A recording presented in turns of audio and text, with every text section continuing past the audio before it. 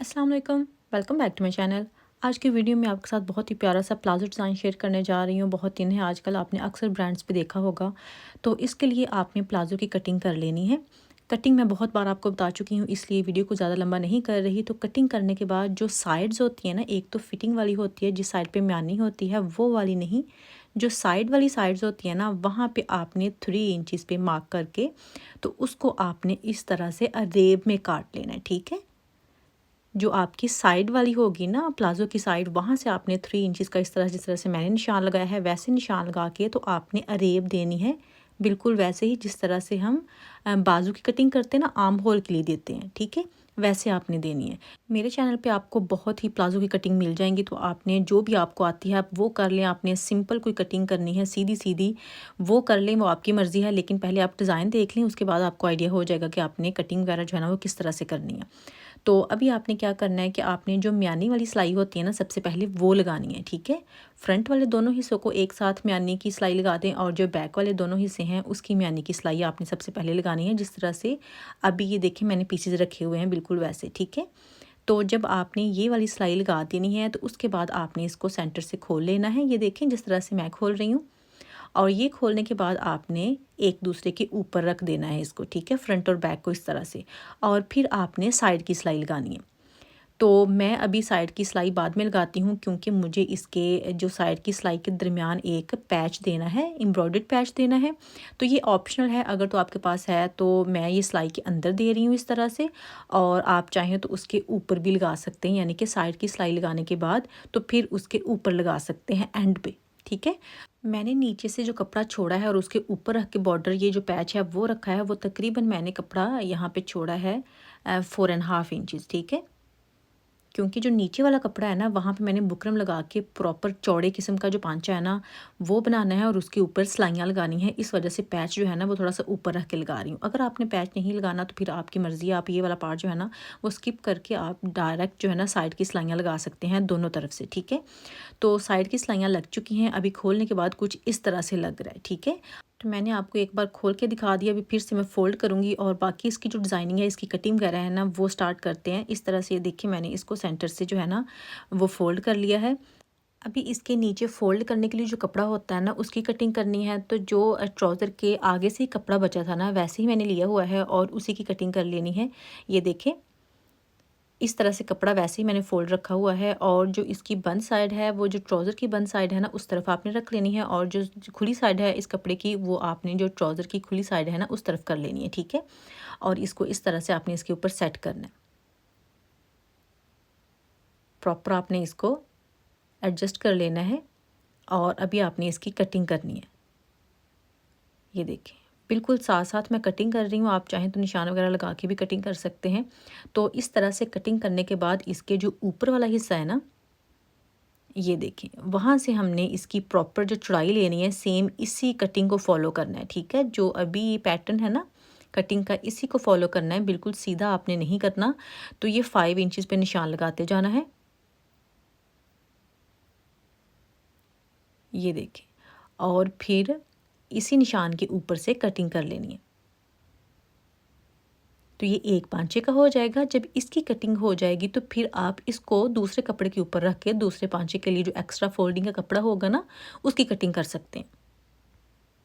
आपसे रिक्वेस्ट है कि प्लीज़ वीडियो को ज़्यादा से ज़्यादा लाइक किया करें, शेयर किया करें, और अगर आपने चैनल को अभी तक सब्सक्राइब नहीं किया तो चैनल को सब्सक्राइब करना बिल्कुल नहीं भूलना, और वीडियो को लाइक लाजमी करना। ये देखें जी इस तरह से मैंने इसकी कटिंग कर ली है, और अभी आपको ज़रा इसके ऊपर रख के मैं दिखा भी देती हूँ, ट्राउज़र के ऊपर रख के, ठीक है। सेम उसी पैटर्न से कटिंग करनी है जिस पैटर्न का आपने ट्राउज़र कट किया हुआ है, ठीक है। ये देखें, तो अभी थोड़ा सा एक्स्ट्रा कपड़ा था उसको मैंने यहाँ से साइड से काट लेना है।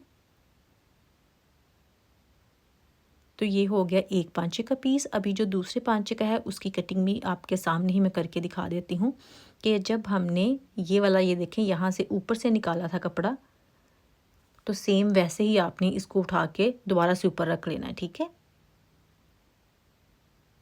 और अभी इसकी कटिंग कर लेनी है दूसरे पीस की भी, जो कि दूसरे पांचे के लिए यूज़ होगा।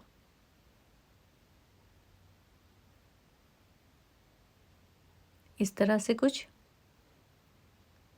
और अभी मैं आपको इसको दोबारा से ट्राउज़र खोल के भी ऊपर रख के दिखा दूँगी, ठीक है। तो उसके बाद क्या करना है कि आपने बुकरम का पीस लेना है, उतना बुकरम का पीस लेना है जितना अभी ये जो मैंने फ़ोल्डिंग के लिए कपड़ा रखा था ना, उस हिसाब से, क्योंकि वो ट्राउज़र के हिसाब से बिल्कुल पूरा है। ये देखें।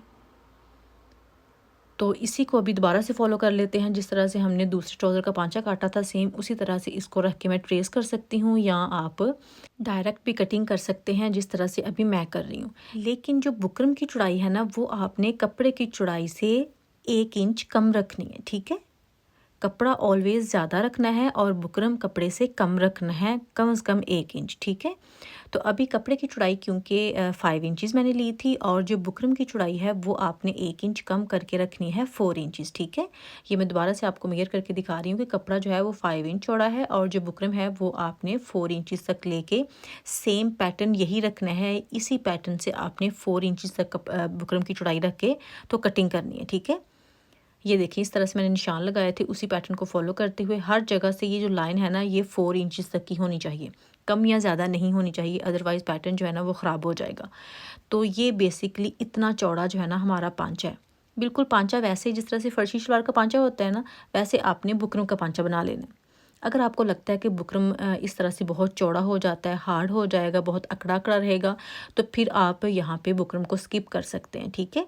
सॉफ्ट पांचे को रखने के लिए कि उसमें लचक आए। अगर आपको लचक चाहिए तो फिर आप ये बुकरम निकाल दें, या जो थोड़े से पतले किस्म का बुकरम होता है ना, वो भी आप यहाँ पे यूज़ कर सकते हैं। या आप कपड़ा जो है ना वो थोड़ा सा मोटा यूज़ कर लें अंदर फोल्ड करने के लिए, ठीक है। बुकरम ना यूज़ करें, तो इस तरह भी बहुत प्यारा लगेगा, बुरा नहीं लगेगा, क्योंकि उससे लचक आ जाएगी। तो लचक वाला पांचा जब खुला होता है ना, तो वो ज़्यादा प्यारा लगता है, ठीक है। तो मैं आपको पहले बता रही हूँ, अगर आपको बुकरम नहीं पसंद, आपने वीडियो को एंड तक देखना है, आपको लगता है कि ये ज़्यादा अकड़ा हुआ फ़ील होगा, तो आप बुकरम वाला हिस्सा जो है ना उसको स्किप कर दें, इसी पंगे में ना पड़े, और मोटा कपड़ा लेके उसको डायरेक्ट जो है ना वो ट्राउज़र के साथ सिलाई करके तो उसको सिलाइयाँ लगा दें। जिस तरह से पांचे को सिलाइयाँ लगाते हैं, वो सबसे ईजी ऑप्शन होगा, और वो अकड़ा हुआ भी नहीं होगा, ठीक है। तो ये बुकरम ऊपर मैं रख के दिखा रही हूँ, कपड़े के दोनों तरफ से कपड़ा जो है ना आधा आधा इंच जो है ना कम से कम वो ज़्यादा होना चाहिए, इससे ज़्यादा अगर नहीं तो ठीक है। लेकिन जो बुकरम है उसको आपने इस कपड़े के ऊपर पेस्ट नहीं करना, उसको आपने डायरेक्ट जो है ना प्लाजो या ट्राउज़र जो भी आप बना रहे हैं उसके ऊपर पेस्ट करना है, ठीक है।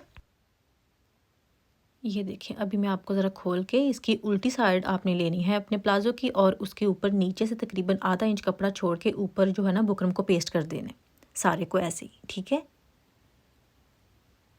अभी ये देखिए मैंने बुकरम को पेस्ट कर दिया था, और बुकरम के नीचे वही कपड़ा जो कि फ़ोल्डिंग के लिए था वो मैंने रखा हुआ है। खैर पिन लगाई है ताकि मूव नहीं हो, और अभी यहाँ पे सिलाई लगा देनी। बिल्कुल वैसे ही आपने सिलाई लगानी है जिस तरह से नॉर्मल बुकरम वाला पांचा बनाते हुए आप सिलाई लगाते हैं, ठीक है, एक्स्ट्रा कपड़ा जोड़ते हुए। लेकिन मेक श्योर करना है कि ये सिलाई जो है ना ये बुकरम के ऊपर नहीं आनी चाहिए, कपड़े के ऊपर ये वाली सिलाई जो है ना वो रहनी चाहिए।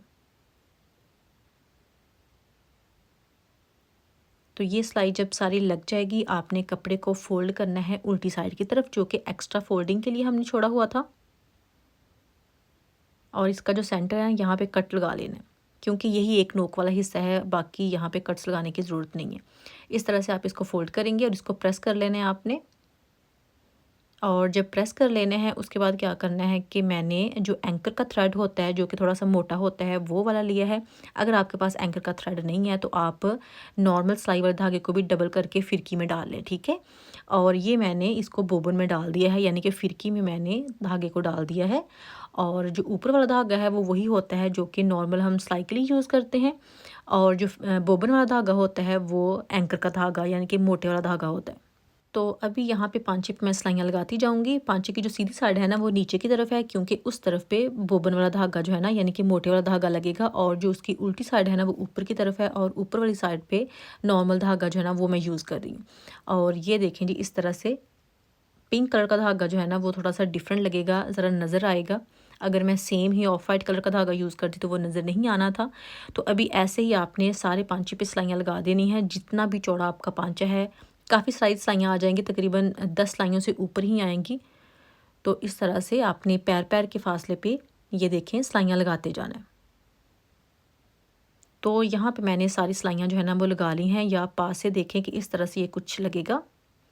और उसके बाद आपने इसकी फ़िटिंग की सिलाई लगा देनी है। डिज़ाइन कंप्लीट हो गया, बस आपने फिटिंग की सिलाई लगानी है और इसकी फाइनल लुक जो है वो मैं आपको दिखाती हूँ कि कितना प्यारा ये वाला डिज़ाइन जो है ना इस तरह से रेडी हुआ है और बहुत आसान है। ये देखें, इतना तकरीबन 3 इंचज़ जो है ना ये इसकी जो साइड है ना वो ऊंची है, वहाँ से कट एक तरह से आपको नज़र आएगा। और ऊपर जो ये पैच लगाया है ये कितना प्यारा लग रहा है। तो बस इस तरह से आपने डिज़ाइन बनाना है। बुकरम आप स्किप कर सकते हैं, क्योंकि अगर आपको लगे कि ज़्यादा अकड़ा हुआ है तो वो आप इसे स्किप कर सकते हैं। बाकी ट्राउज़र का डिज़ाइन बहुत ही ज़बरदस्त है, आपने लाजमी बनाना है। आई होप कि आज की वीडियो आपको पसंद आई होगी। वीडियो अच्छी लगी हो तो लाइक करना मत भूलिएगा, शेयर कीजिएगा। इंशाल्लाह नेक्स्ट वीडियो में फिर मुलाकात होगी, तब तक के लिए अल्लाह हाफिज़।